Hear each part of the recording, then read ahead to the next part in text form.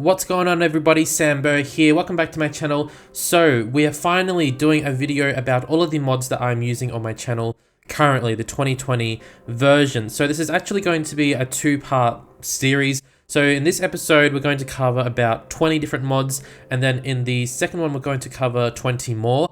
Today's episode is going to be more about some of the essentials, some of the basics, and the second episode it's going to focus more on the traffic mods and also mods that are related to detailing a little bit more.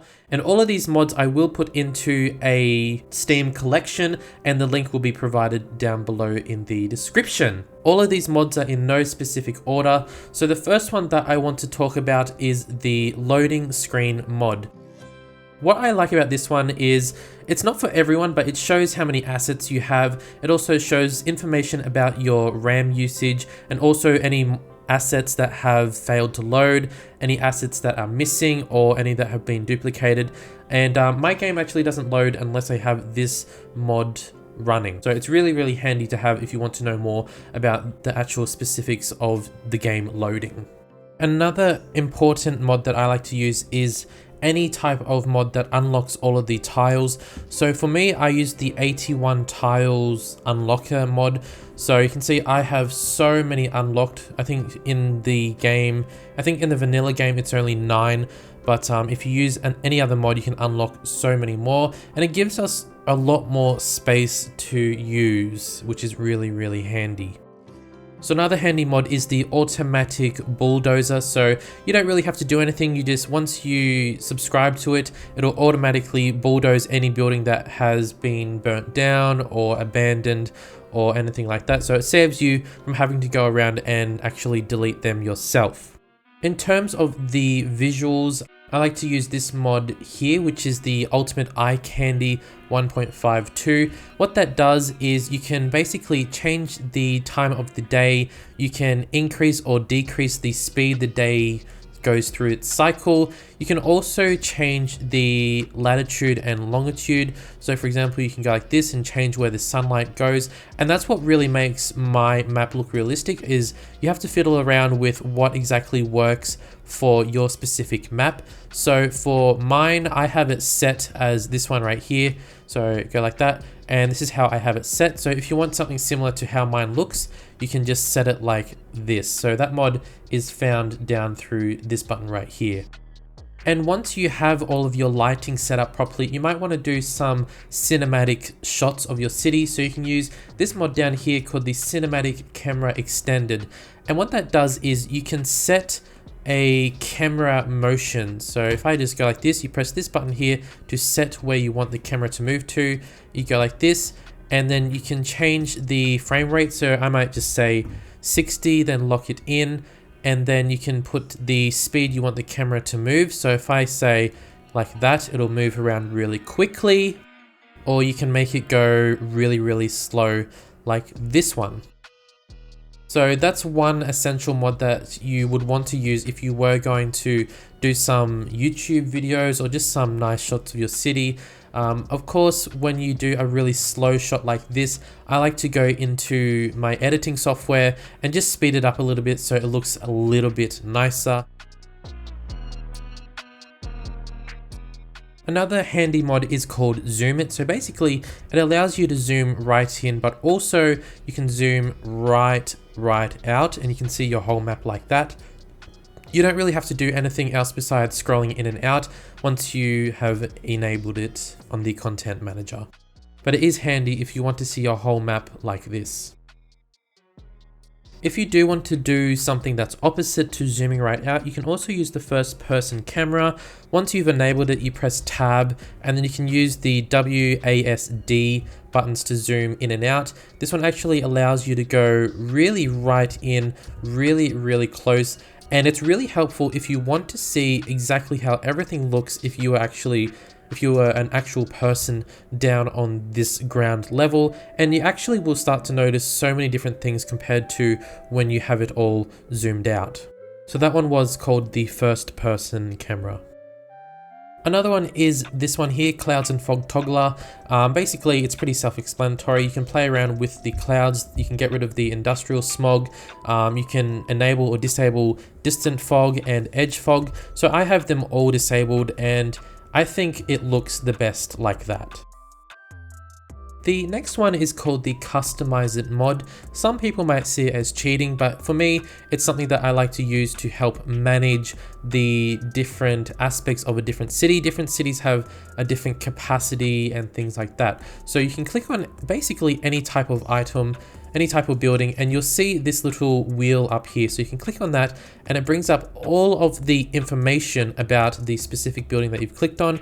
So you can basically change how much electricity consumption there is, fire hazard, pretty much everything. You can even increase or decrease the amount of educated workers.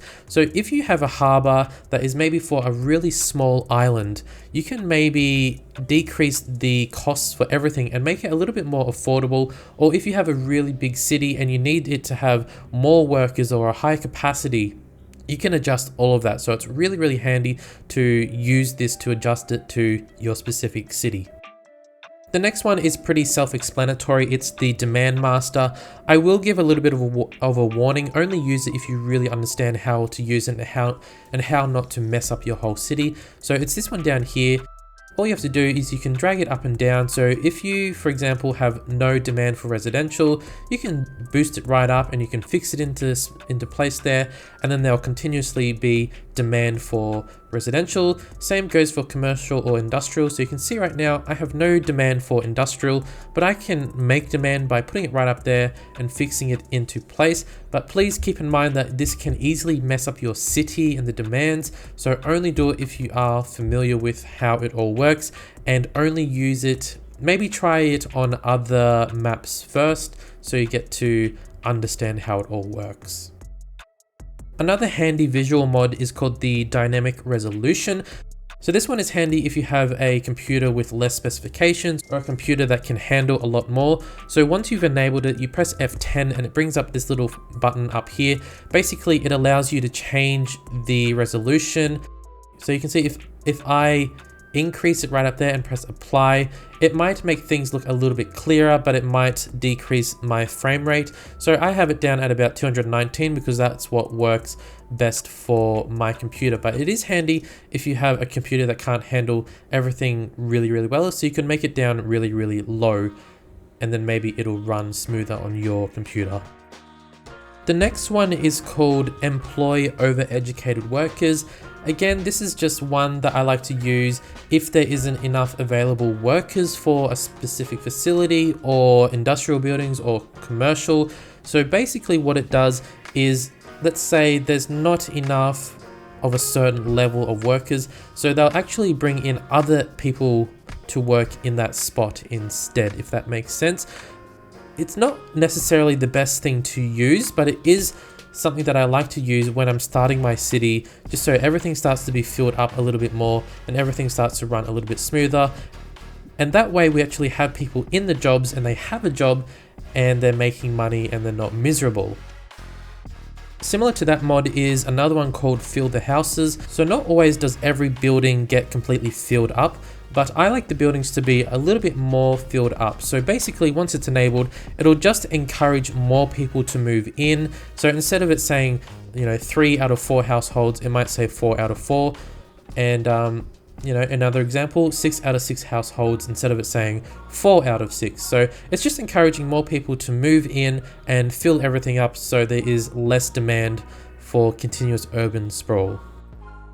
The next one you probably all know, but I just have to mention it anyway. It is the Move It mod down here. So pretty self-explanatory. You can click on a node, move it all around. You can make it aligned a little bit more. Basically really, really handy. There's so many things that you can do with this mod. I would recommend going onto another YouTube channel, just doing a search and look up all of the things that you can do with this, because there really is so many. One that I do use a lot would be, for example, if you select a node and you want it to be the same height as another one. So you'd select that one, select the height, and then select the node you want it to be the same as, and then it'll adjust it. So very handy mod. Most of you probably know how to use it, but if you don't, the Steam workshop will have all of the information about that as well. I should also mention the Find It mod.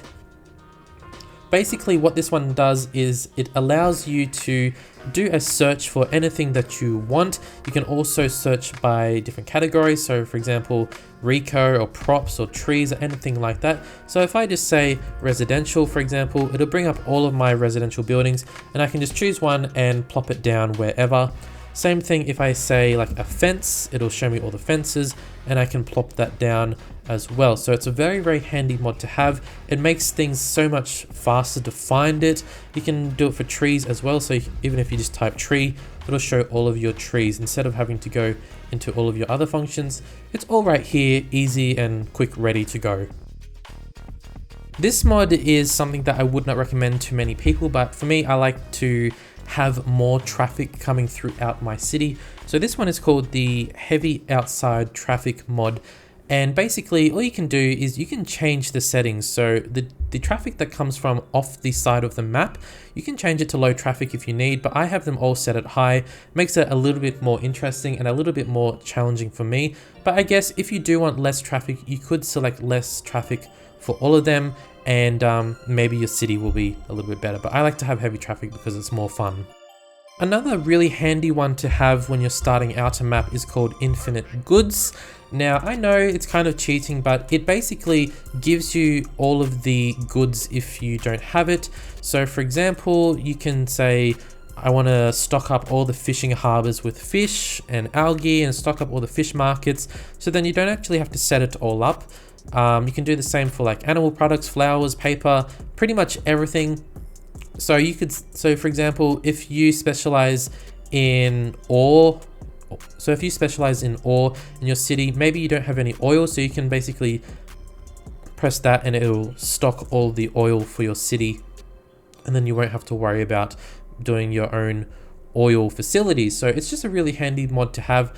But only use it if you want to make things a little bit easier. Once I start building, for example, an oil facility or coal or whatever, I will actually turn off all of these functions. So then I'm just relying on what I'm actually producing. The next one I want to talk about is improved public transport. Basically, when you select one of your public transport options, it'll bring up all of this information here. So it'll just show how much money you're making for each week, the average. It'll also show more information like this. It's just a really handy mod to have because it shows a little bit more depth to the whole process. So other things you can do with this mod include adding or removing vehicles to a transport line. You can control the types of the assets on the specific line. You can make intervals, enable or disable unbunching on the lines. You can also change the capacity and maintenance costs and maximum speeds as well. So lots of different things. It's really useful to have. The second last mod I want to talk about is the More Network Stuff mod. So this one is related to your public transport lines as well. So basically what it does is it allows you to change these in-game lines of the cruise ships, the cargo ships, and also the airplanes. So for example, it's this one here. So for example, it's this one here. So you can actually change these around, put them basically wherever you want. Same for the plane ones as well, which is this one right here. I don't believe there's any on this map, but I could actually make some if I wanted to. So it's really handy if you need to manage that.